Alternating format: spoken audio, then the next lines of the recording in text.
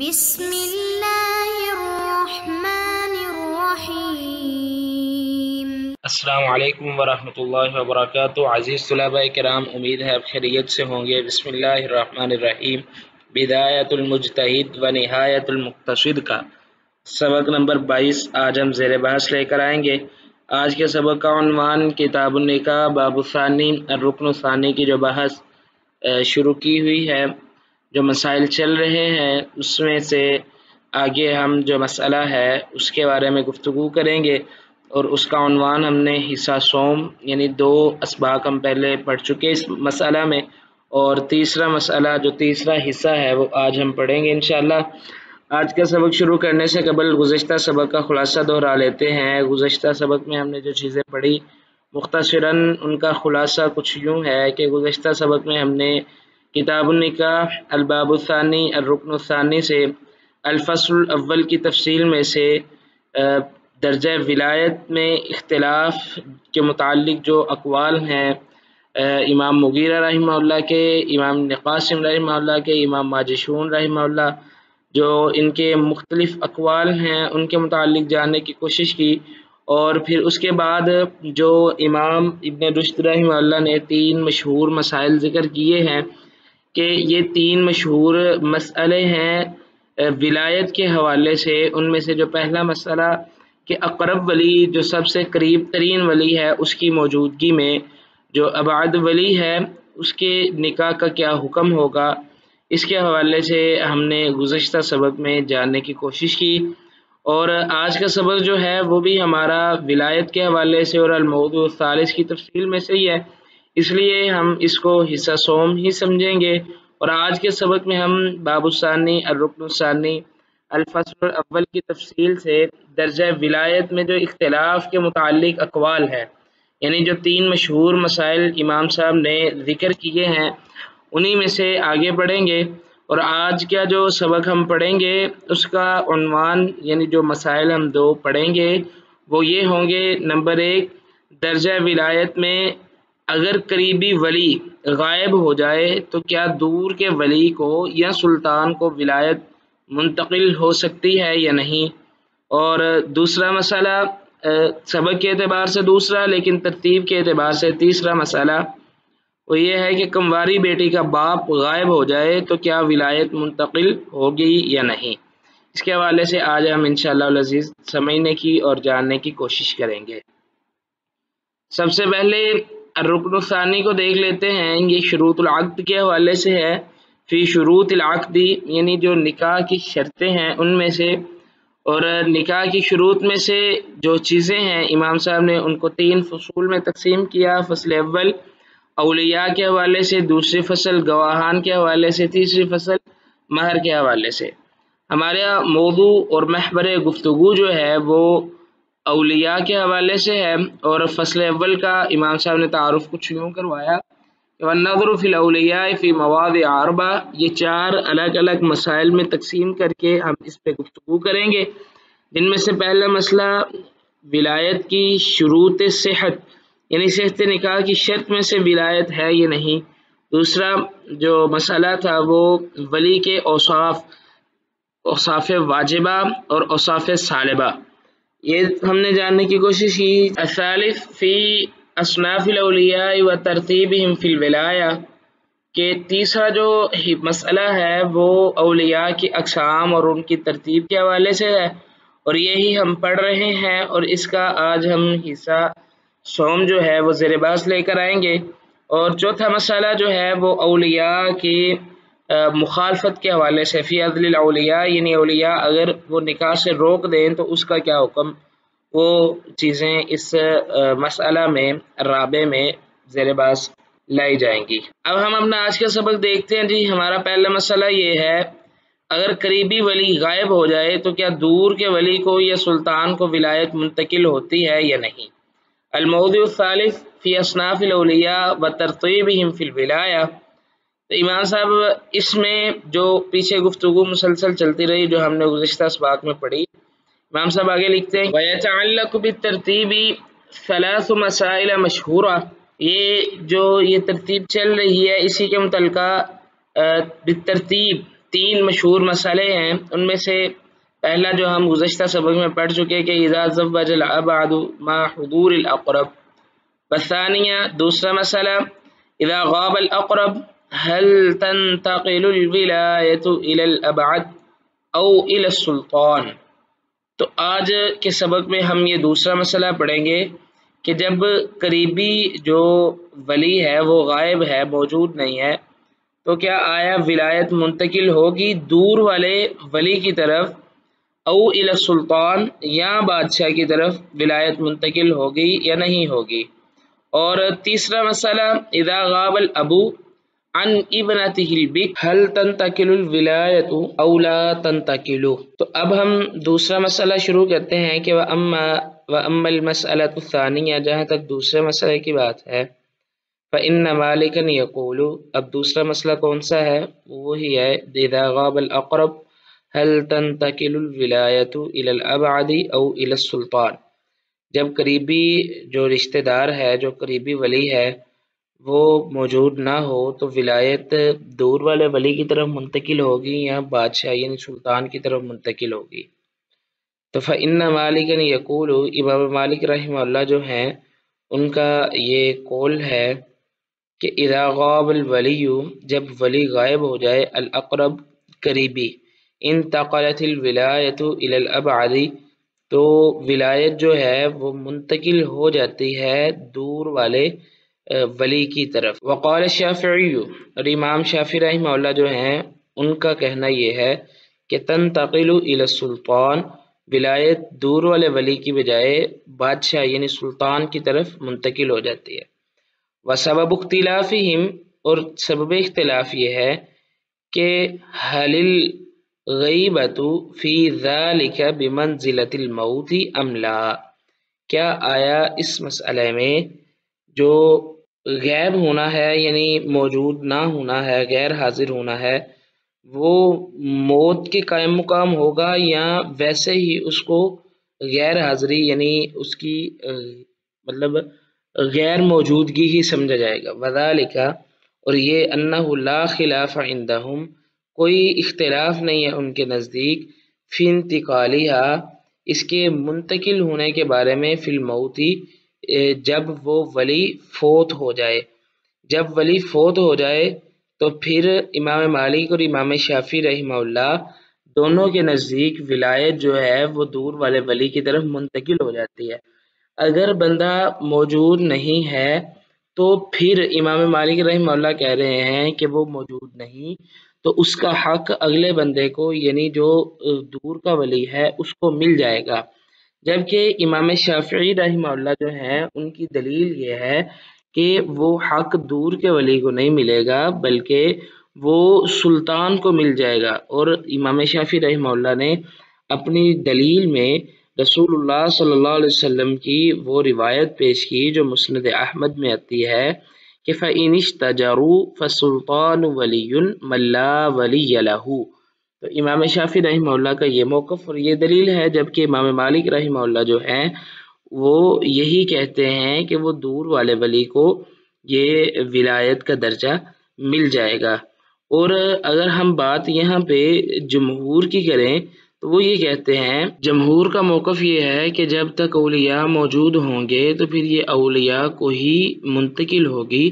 جب سارے اولیاء فوت ہو جائیں گے یا موجود نہ ہوں گے تو پھر اس وقت ولایت جو ہے وہ سلطان یعنی بادشاہ کی طرف منتقل ہوگی۔ آگے ہم دیکھتے ہیں جی دوسرا مسئلہ، کمواری بیٹی کا باپ غائب ہو جائے تو کیا ولایت منتقل ہوتی ہے یا نہیں؟ تو امام صاحب لکھتے ہیں وَأَمَّا الْمَسْأَلَةُ الثَّالِثَةُ، جہاں تک تیسرے مسئلے کی بات ہے، وَهِيَ، اور وہ مسئلہ یہ ہے کہ غیبۃ الابی عن ابنتہ البکر، باپ غیر موجود ہے یا غائب ہو چکا ہے عن ابنتہ البکر، اپنی کمواری بیٹی سے۔ یہاں پہ عزیز طلباء کرام یہاں پہ یہ بات ذہن نشین رکھیے گا کہ امام صاحب بار بار لفظ عن ابنتہ البکر بول رہے ہیں، یعنی کمواری بیٹی کا زیادہ مسئلہ ہے۔ فإن فی المذہب، پس بے شک مذہب میں، اس سے مراد مالکی مذہب ہے، کہ فیہا تفصیلا واختلافا، اس میں کچھ تفصیل بھی ہے اور اختلاف بھی ہے۔ وذالک راجع، اور یہ تفصیل اور اختلاف لوٹنے والا ہے، الی بعد المکان وطول الغیبت، جگہ کے دور ہونے کی وجہ سے، اور وطول الغیبتی، اور غیبت یعنی غیر موجودگی کے لمبا ہونے کی وجہ سے، او یا پھر قربی ہی والجہل بمکانہ، یا اس کے قریب ہونے کی وجہ سے، یا اس کے مکان یعنی اس کی رہائش یا جہاں پہ وہ رہ رہا ہے اس کی جگہ سے جہالت کی وجہ سے، اوی العلم بھی، یا اس کے معلوم ہونے کی وجہ سے۔ یعنی اب یہاں پر جو امام صاحب نے بات کی، جس بات کی طرف اشارہ کیا ہے وہ یہ ہے کہ یہ مسئلہ کمواری بیٹی کا باپ اگر غائب ہو جائے تو پھر یہ مسئلہ جو ہے یہ لوٹتا ہے اس بات کی طرف کہ باپ کتنا دور مطلب ٹھہرا ہوا ہے، رکا ہوا ہے، یا غائب ہونے کی مدت طویل ہے یا قصیر ہے،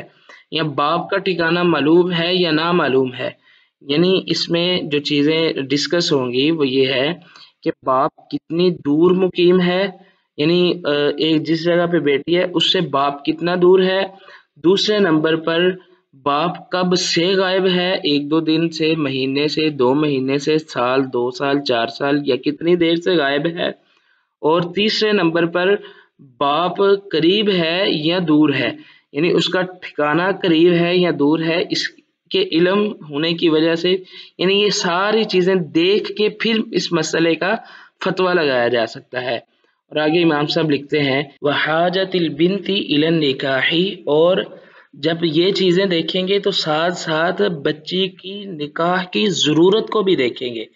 اما لعدم النفقہ، یا تو اس کے نفقے کے ختم ہو جانے کی وجہ سے، یعنی جو مال ہے وہ ختم ہو چکا، گزارا اس کا مشکل ہو رہا ہے، یا تو اس وجہ سے، یا پھر اما، یا اس وجہ سے لما یخاف علیہ من عدم الصون، یا اس وجہ سے کہ وہ بچی کی حفاظت جو ہے وہ مشکل ہے۔ عدم الصون سے مراد کہ بچی غیر محفوظ ہے، یہ چیزیں دیکھ کر پھر فیصلہ ہوگا، یا تو اس کا نفقہ ختم ہو گیا اس لیے بچی کو نکاح کی ضرورت ہے، کوئی اس کا خاوند ہو اس کے پہ خرچ کرے تو تاکہ وہ اپنی جو ضروریات زندگی ہے وہ بہتر انداز سے پوری کر سکے، نمبر 1، یا تو یہ ضرورت ہو سکتی ہے، یہ بچی کی حاجت، یا پھر بچی غیر محفوظ ہے، وہ خود کو محفوظ محسوس نہیں کر رہی، تو اس وجہ سے بھی حفاظت کے لیے نکاح ضروری ہے، خامد اس کا محافظ ہوگا۔ وَإِمَّا لِلْأَمْرِ جَمِيعًا، یا پھر یہ دونوں کام اکٹھے ہیں، یعنی نفقہ بھی ختم ہو گیا اور غیر محفوظ بھی ہے۔ وہ عموماً معاشرے میں، ہمارے معاشرے میں بھی یہ چیزیں دیکھنے کو ملتی ہیں کہ جن بیٹیوں کا باپ سر پہ نہیں ان کے لیے تنگیاں ہوتی ہیں، تو یہ دین اسلام کا ایک نرمی کا پہلو اور دین اسلام کی خوبصورتی والا پہلو ہے کہ دین اسلام نے ہر چیز اور ہر مسئلے کا حل رکھا ہے۔ تو اسی کے متعلق فقہا بات کر رہے ہیں کہ وَإِمَّا لِلْأَمْرِ جَمِيعًا، یا دونوں معاملے اکٹھے ہو گئے ہیں، فَاتَّفَقَ الْمَذْهَبُ، بس مذہب اس بات پہ متفق ہے، مذہب سے مراد فقہ مالکی جو ہے ان کے نزدیک اس بات پہ متفق ہے کہ علی انہ اذا کانت الغیبۃ بعیدۃ، جب باپ کا غائب ہونا زیادہ مدت سے ہو، یعنی اس کی مدت لمبی ہو، او کان الاب مجہول الوضعی، یا باپ جو ہے اس کے ٹھکانے کا علم نہ ہو، او اسیرن، یا باپ پھر قیدی ہو، وکانت، اور وہ بچی جو ہے وہ فی سونن، اس کی عزت آبرو بھی محفوظ ہو، اور وہ وتحت نفقہ، اور وہ بچی اس کی ضروریات زندگی بھی بہتر انداز سے پوری ہو رہی ہوں، انہا، بے شک جب یہ صورتیں پائی جا رہی ہیں، علم تدعو الی التزویج، اگر وہ بچی وہ نکاح کے لیے نہیں پکارتے، یعنی نکاح کا ارادہ اور خواہش ظاہر نہیں کرتی، لا تزوج، تو پھر اس کی شادی نہیں کی جائے گی۔ وَإِن دعت، اگر وہ نکاح کا ارادہ رکھتی ہے، نکاح کی خواہش ظاہر کرتی ہے، تو پھر فتزوج، پھر اس وقت اس کی شادی کر دی جائے گی، عند الاسری، اگر باپ قید میں ہو، وعند الجہل بمکانی، اور اس کی رہائش کا ہمیں علم بھی نہ ہو تو ایسی صورتوں میں اس کی بچی کی شادی کر دی جائے گی۔ واختلف، اور اختلاف اس بات میں ہے کہ حل تزوج، کیا شادی کی جائے گی مع العلم بمکانہ ہی، جب اس کے ٹھکانے کا ہمیں علم ہوگا، ام لا، یا نہیں کی جائے گی۔ تو امام صاحب آگے لکھتے ہیں کہ اذا کان بعیدا، جب وہ باپ دور جگہ پہ ہو یعنی بچی سے کافی دور ہو، تو فقیلا، تو کہا گیا ہے تزوج، تو بچی کی شادی کر دی جائے گی۔ وہو قول مالک، یہ امام مالک رحمہ اللہ کا قول ہے۔ وکیل لا تزوج، اور کہا گیا ہے کہ نہیں شادی کی جائے گی۔ وہو قول عبد الملک وابن وہب، یہ عبد الملک اور ابن وہب جو ہیں یہ ان کا قول ہے کہ ان کی بچے کی شادی نہیں کی جائے گی۔ واما، اور جہاں تک اس مسئلے کی بات ہے کہ ان علمت النفقہ، اگر نفقہ جو ہے وہ ختم ہو جائے، نفقہ موجود نہ رہے، تو پھر او کانت فی غیر سون، یا وہ بچی غیر محفوظ ہو، تو پھر فإنها تزوج أيضا في هذه الأحوال الثلاثة، تو پھر ان تینوں شکلوں میں جو اوپر ذکر کی ہیں بچی کی شادی کر دی جائے گی۔ امام صاحب آگے لکھتے آنی، میری مراد یہ ہے کہ فی الغیبت بعیدہ، لمبی غیر حاضری، یعنی کافی دیر سے باپ موجود ہی نہیں ہے، ایسی صورت میں بھی، وفی الاسری، اور قید کی وجہ سے بھی، اور تیسرے نمبر پر والجہل بمکانہ، اور اگر باپ کے ٹھکانے کا علم نہ ہو تو ایسی شکل میں بھی پھر بچی کی شادی کر دی جائے گی۔ عزیز طلباء کرام، آگے مزید مسئلہ شروع ہو رہا ہے۔ آگے امام صاحب نے جو مسئلے کی شکل پیش کی وہ یہ ہے کہ وَكَذَلِكَ إِنِ اجْتَمَعَ الْأَمْرَانِ فَإِذَا كَانَتْ فِي غَيْرِ سَوْنٍ، مطلب آگے دو معاملات کو جمع کر کے جو آگے مسئلہ ہے اس کے متعلق امام صاحب نے گفتگو فرمائی ہے، وہ ہم اپنے آئندہ سبق میں انشاءاللہ العزیز اس کے بارے میں تفصیلی گفتگو کریں گے۔ اب ہم اپنے آج کے سبق کا خلاصہ دیکھ لیتے ہیں۔ آج کے سبق میں ہم نے کتاب النکاح، الباب الثانی، الرکن الثانی سے الفصل الاول کی تفصیل میں سے درجہ ولایت میں اختلاف کے متعلق جو اقوال ہیں ان کو جاننے کی کوشش کی، اور اس کے ساتھ ساتھ اگر قریبی ولی غائب ہو جائے تو کیا دور کے ولی کو یا سلطان کو ولایت منتقل ہو سکتی ہے یا نہیں، اس مسئلہ کا اختلاف اور سبب اختلاف، اور ساتھ اس کے کمواری بیٹی کا باپ غائب ہو جائے تو کیا ولایت منتقل ہوگی یا نہیں، اس کی جو شکلیں فقہاء نے ترتیب دیں اس کے حوالے سے ہم نے جاننے کی کوشش کی۔ جو اس کا بقیہ حصہ رہ چکا وہ ہم آئندہ سبق میں انشاءاللہ العزیز دیکھیں گے۔ آئندہ سبق میں انشاءاللہ العزیز ہم جو پڑھیں گے وہ باب الثانی، رکن الثانی، فصل الاول کی تفصیل، درجہ ولایت میں اختلاف کے متعلق اقوال، اور کمواری بیٹی کا باپ غائب ہو جائے تو کیا ولایت منتقل ہوگی یا نہیں، یہ جو بقیہ مسئلہ گزشتہ سبق سے ہمارا یعنی آج کے سبق سے جو رہ چکا ہم اس کو دیکھیں گے، اور اس کے ساتھ ساتھ الموضوع الرابع جو ہے اس کا تعارف، اور ممکن ہوا تو کچھ تفصیل بھی ہم آئندہ سبق میں انشاءاللہ العزیز جاننے کی کوشش کریں گے۔ اگلے سبق سے پہلے آپ یہ سوال حل کریں۔ سوال یہ ہے کہ دور کا ولی قریب کے ولی کی موجودگی میں شادی کرا دے تو پھر کیا حکم ہوگا، اس سوال کو حل کریں، فقہاء کے موقف اور ادلہ کو تلاش کریں۔ تب تک کے لیے اللہ حافظ، اپنا خیال رکھیے گا۔